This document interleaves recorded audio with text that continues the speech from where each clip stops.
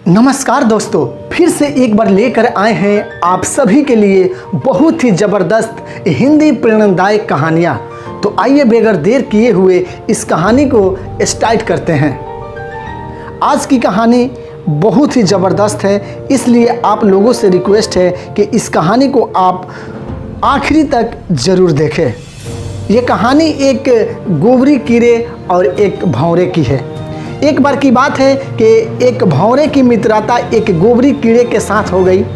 कीड़े ने भंवरे से कहा कि भाई तुम मेरे सबसे अच्छे मित्र हो, इसलिए मेरे यहाँ भोजन पे आओ।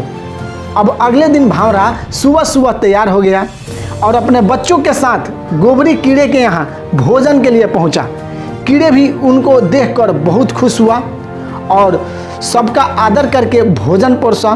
भोजन में गोबर की गोलियाँ परोसी गई और कीड़े ने कहा कि खाओ भाई, रुक क्यों गए। भंवरा सोच में पड़ गया कि मैंने बुरे का संग किया, इसलिए मुझे तो गोबर खाना ही पड़ेगा। भंवरा ने सोचा कि ये मुझे इसका संग करने से मिला है, तो दोस्त की बात है, इसका बात तो मुझे रखना ही पड़ेगा। अब इसको भी मेरे संग का फल मिलना चाहिए, ऐसा उस भंवरे ने सोचा। भंवरा बोला, भाई आज तो मैं आपके यहाँ भोजन के लिए आया, अब तुम कल मेरे यहाँ आओ। अगले दिन कीड़ा तैयार होकर भंवरे के यहाँ पहुँचा। भंवरे ने कीड़े को उठाकर गुलाब के फूल में बिठा दिया और रस पिलाया। कीड़े ने खूब फूलों का रस पिया और मज़े किया, अपने मित्र का धन्यवाद किया और कहा, मित्र तुम तो बहुत अच्छी जगह रहते हो और अच्छा खाते हो। इसके बाद कीड़े ने सोचा क्यों ना अब मैं यहीं रहूं, और ये सोचकर यह फूल में बैठा रहा। इतने में ही पास के मंदिर का पुजारी आया और फूल तोड़ कर ले गया और चढ़ा दिया उसको प्रभु के चरणों में। कीड़े को भगवान के दर्शन भी हुए और उनके चरणों में बैठा। इसके बाद संध्या में पुजारी ने सारे फूल मंदिर से इकट्ठा किया और गंगा जी में छोड़ दिया।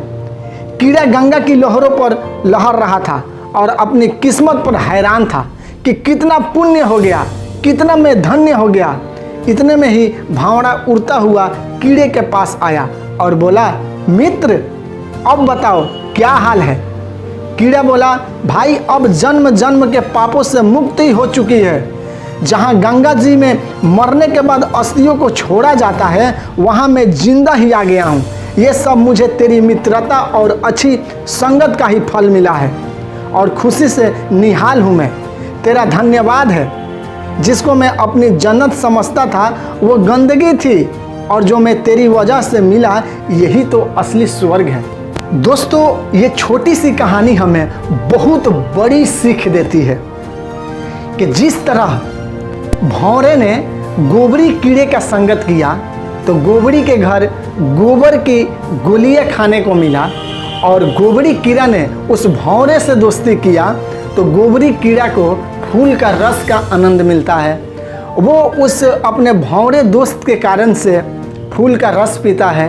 मंदिर में उसको फूल के साथ साथ चढ़ाया जाता है। वो जीवित रहते हुए गंगा में भी उसको बहाया जाता है।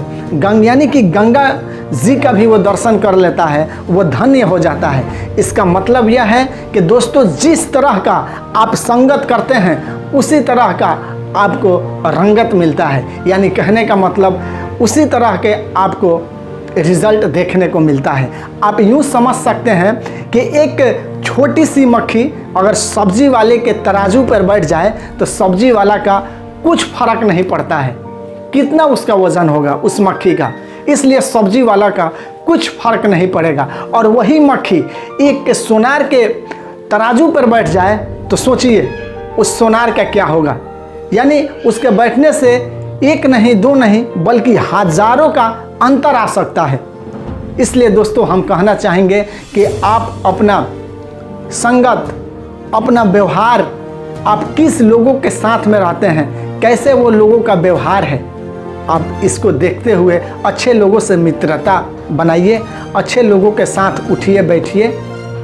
इसी विचार के साथ आप सभी से विदा लेते हैं और मिलते हैं आपसे अगले वीडियो में एक नई कहानी के साथ। तब तक मस्त रहे, स्वस्थ रहे। जय हिंद।